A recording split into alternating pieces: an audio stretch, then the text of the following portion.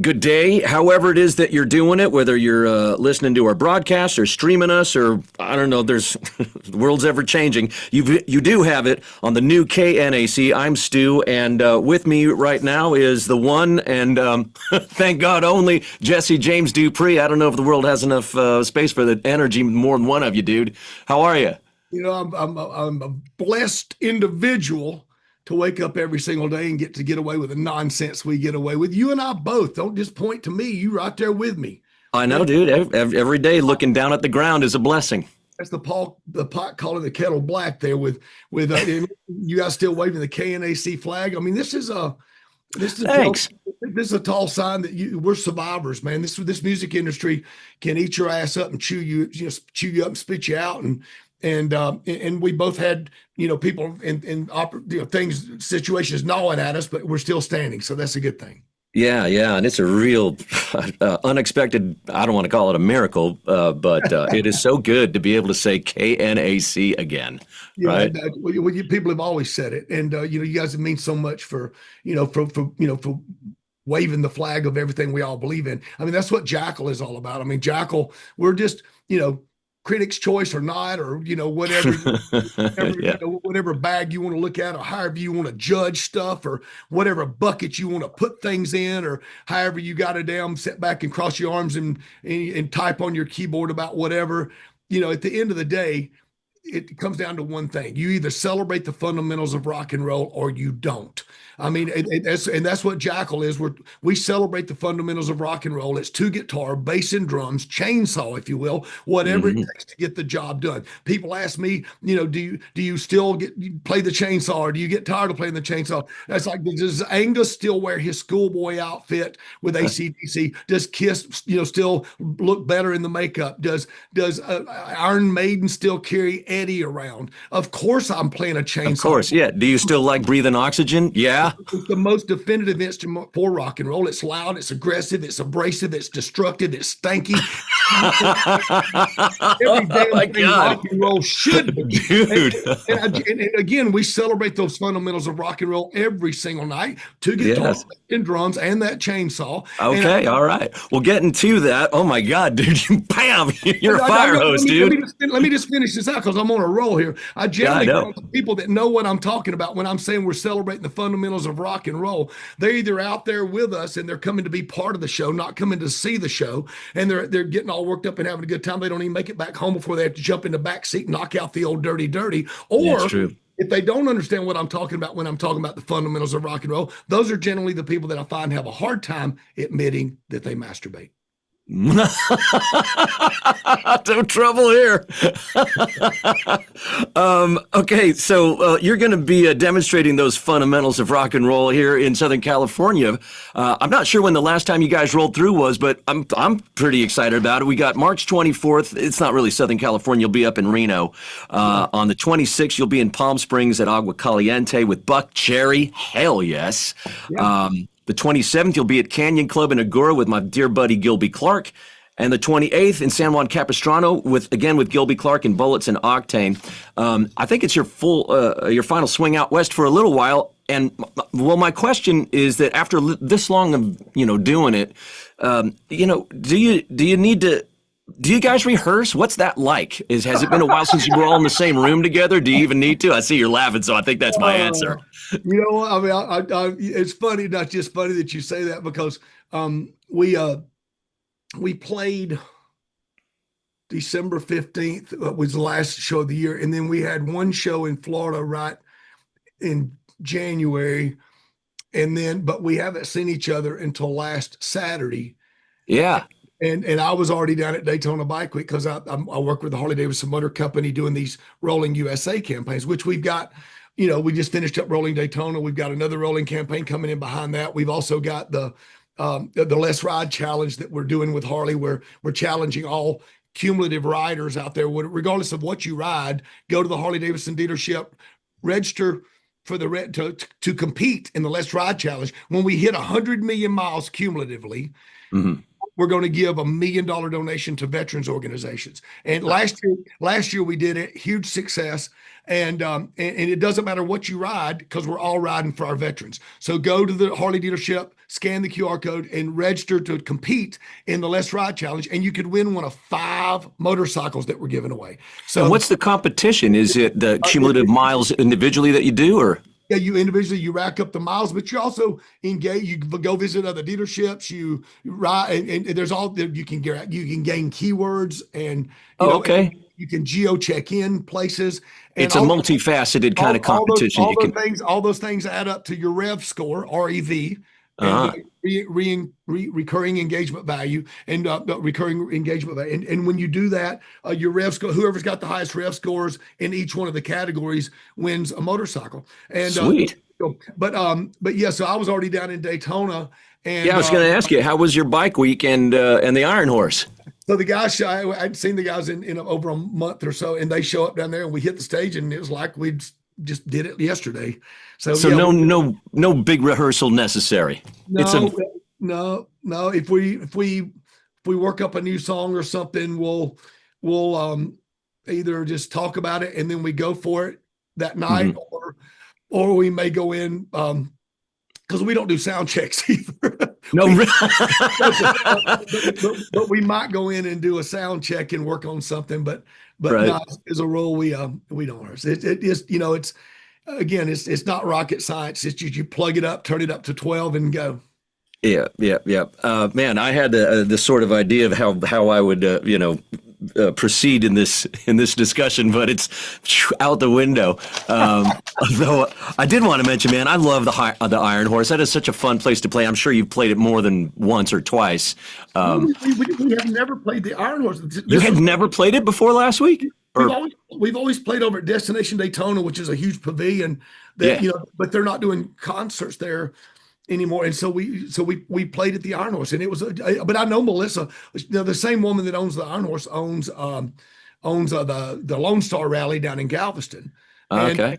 And so we've played that with her a few times, and then she also is a competitor of ours, but we look at it as neighbors because we all we all get along with each other. But up in South Dakota, at the Full Throttle Saloon this year, we have not only Jackal with DMC from Run DMC sitting in with us, which is going to be a blast. But we have Sammy Hagar. I see it. We have Journey. We have Rob Zombie. We have Jamie Johnson, Blackberry Smoke. And did I say Jackal with DMC? It's going to be a great night. That's going to be on Thursday, August 13th, Wednesday the 12th, like you said, Rob Zombie, Saturday, August 8th, Sammy Hagar, Friday, August 7th, Blackberry Smoke. And I didn't even know about the Journey date. It wasn't up on the website when I jotted this down. So we just confirmed Journey, and we still got another 2 nights that we're going to be announcing. We got some big announcements for that. So we have got beyond Thunderdome crazy out there. You can go to fullthrottleevents.com, fullthrottleevents.com, or you can go to the Full Throttle Saloon website, or fullthrottleevents.com, and you can get your tickets and you camping, because the tickets come with camping. And if you're going to come for a night to see a concert, you can bring your tent and camp out. But we've got such an amazing property, and you should come out there and do the KNAC broadcast from Sturgis this year.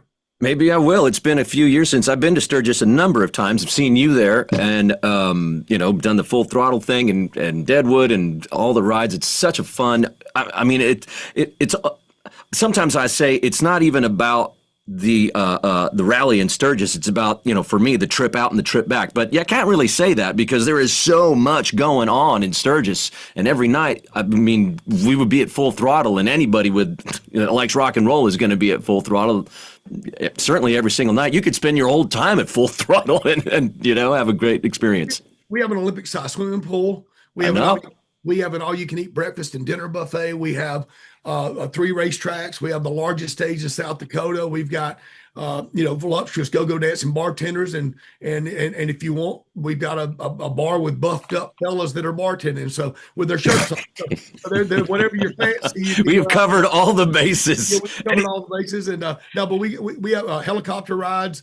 Harley Davidson put a big building on the property, and they do all their demo rides and free Harley Davidson haircuts and pinstriping and tattoos. And I'm not in for any haircut, man. I don't think you are either. No, I've saved probably $9.8 $100,000 on haircuts over the years. They say, people like to throw around that phrase, the hardest working man in show business. But dude, you are the hardest working man. I mean, Jesse James Dupree Industries is Jackal, your solo career, Mighty Loud Entertainment, which covers a whole host of things, including band management and production and so forth. The radio music and market research device or software called Mixer, Outlaw Spirits, Cock of the Walk. And I'm sure I'm missing a whole bunch, dude. Like, do you go away for a while and what do you do? Do you ever unplug? Why would you wish that on me? I'm the only qualified to pour concrete. So every day I get to wake up and do the crazy stuff we do. I have a great team. I'll just tell you that. If I didn't have a great team, I would not be able to do any of it. And we wake up every day and conquer the world, and then we wake up the next day and conquer it again. Sometimes we have to conquer it twice in one day, but it's a passion play.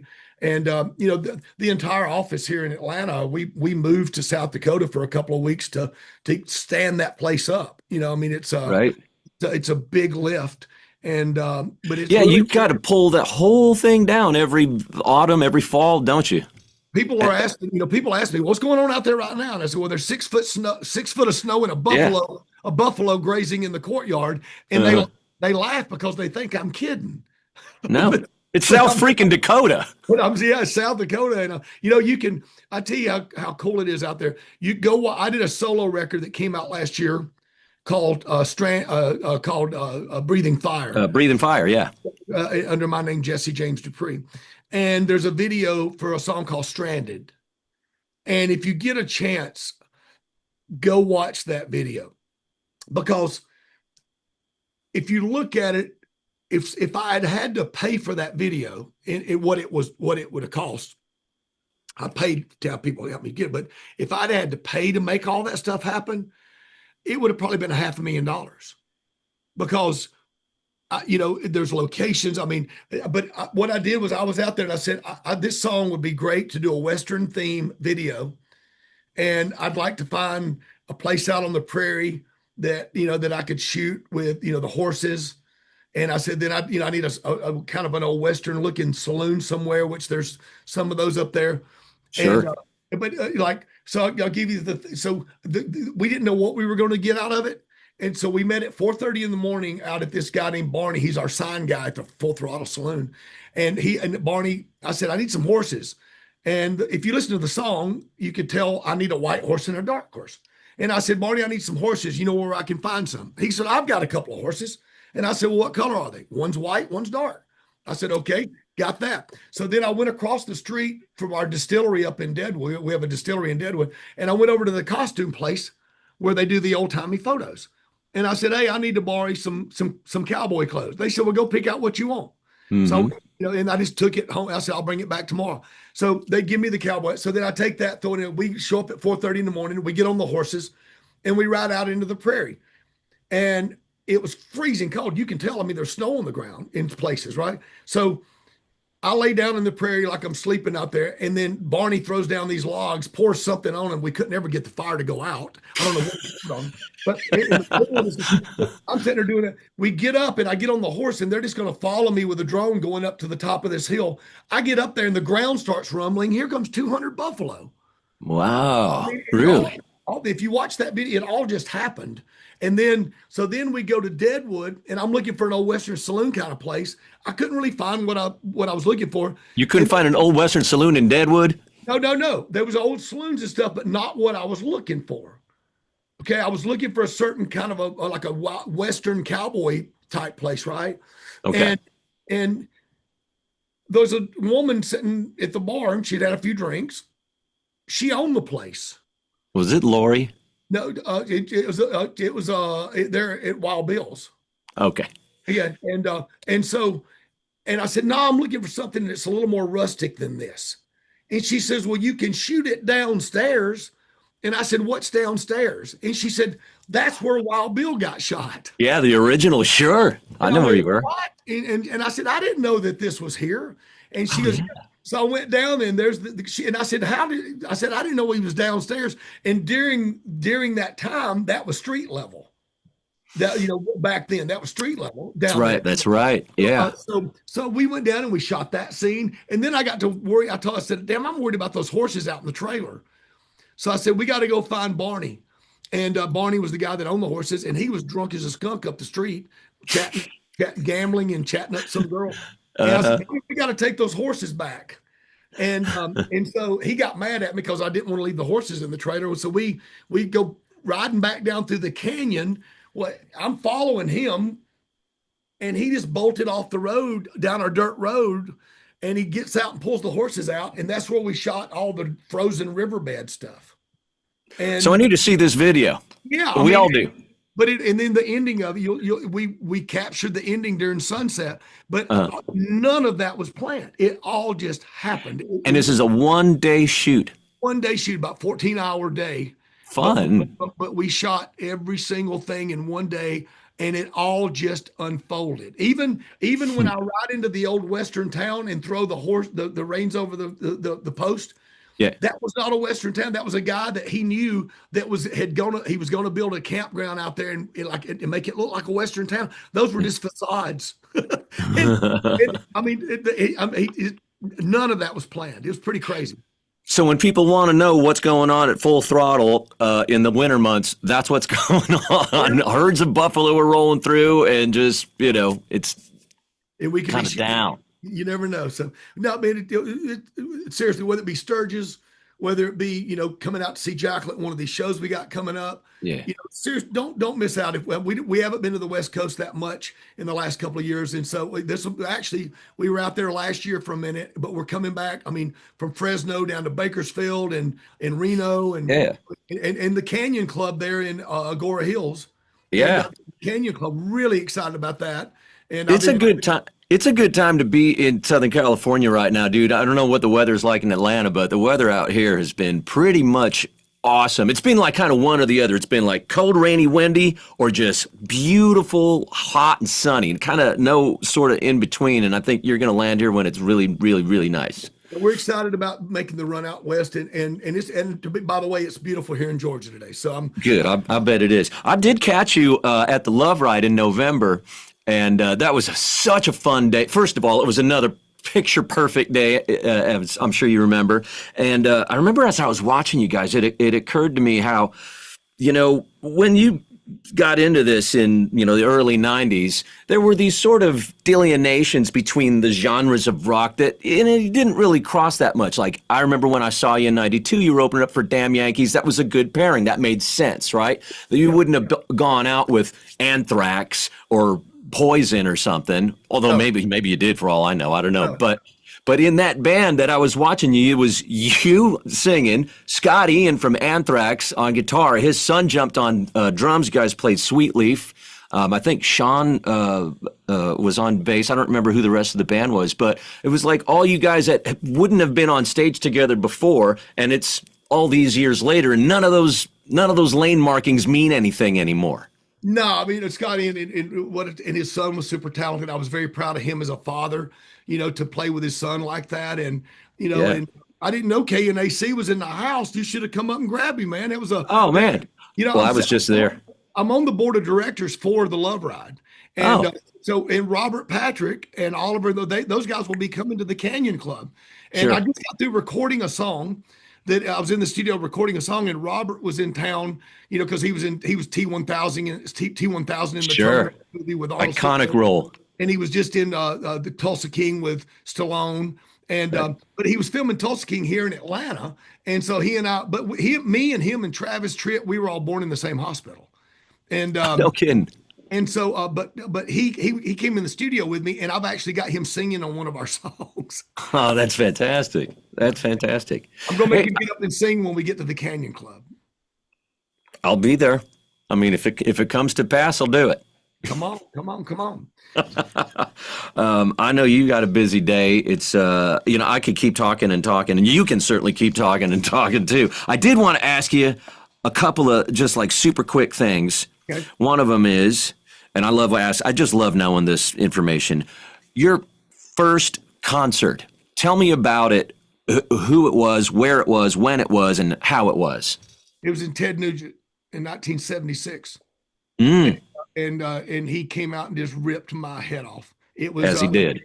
And he came into Atlanta recently, and he called me and told me to meet him down at the hotel, and we all went to the show together that he was playing.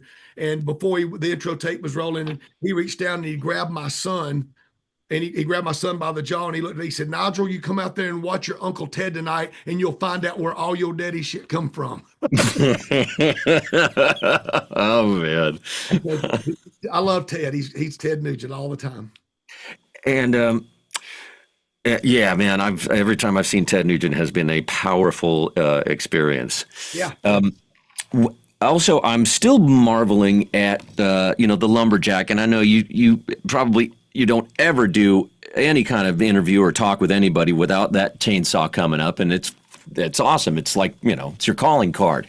But I'm a little bit of a tech nerd, and I'm just dying to you get all these different notes off of that chainsaw, and it lines right up. So do you tune a chainsaw to the band? Do you find A440? You got to adjust the RPMs of that thing to make it line up, or you tune the band to the chainsaw? And then it's not like, many times, I'd turn on the blender at home. I'm like, oh yeah, that's a note. You could play a song to that. But the chainsaw isn't just a note.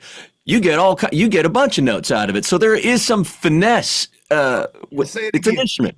I'll say it again. It's the most definitive instrument for rock and roll. It's loud, aggressive, abrasive, destructive, stanky. It's everything rock should be. And I also can share with you, to answer your question, it's like playing a fretless bass. You just put your fingers where it's got to go, just not on the blade. Yeah. But so if you pull that thing all the way in, you've got like a bass note, a starting note. I mean, that's. Yeah. And I got the blade lock. I have the blade lock. I have the wood that I mar it down into to bend the pitch, and then I've got the throttle, and the most important thing is we take the muffler off. So that's and we take the guard lock in. But no, it's that thing it's ready to rock. I got 3 in my sock as we speak, and yeah. And the detachable ends for all the lady users. So let's get it. You got a quiver of those things. You got no use for electric chainsaws that don't make noise. I like that. And oh shit, what was I gonna? Oh, and it just it occurred to me as I was listening back to the Lumberjack song. I'm like, that thing actually, it sounds like a saxophone at times, like a saxophone from hell. Yeah, well, the great Brendan O'Brien was producing our record, and sure was, yeah. And he knows how to turn those knobs too to get it all dialed in. So it was everything came together. We did it in the Captain and Tennille studio there in Canoga Park, and where Guns N' Roses recorded, Appetite for Destruction and Motley Crue, and the Traveling Wilburys were across the hall from us. And I saw my first Beatle. And George Harrison, right? Rumbo. Was it Rumbo? Yeah, recorders, yeah. Yeah. I saw a little piece with Jeff telling the story of that getting that song down, and the chickens, which I assumed were like added later. Nope. No, they were in the studio, and that's awesome. Caused all kind of havoc, especially when one of them died. The studio freaked out. I mean, we come from, the farmer steps on 3 of them to feed the rest of them. So, but they didn't take too kindly. They didn't want protesters out in front of the studio raising hell. We'd been sacrificing chickens or something. Hey, dude, there's nothing to probably boost record sales more than a good PETA protest out in front. So we had our share of protests. Well, I look forward to seeing you guys later this month. I'm probably make it out to that Canyon Club show, if not the Coach House too. Jesse James Dupree, thanks for checking in, man. Great to see you. People grab that knob, crank it wide ass open, because Brother Stu got it going on right here. It's all you need. Pow! Don't miss the 2-stroke gasoline-powered Fury as Pure Rock KNAC welcomes Jackal.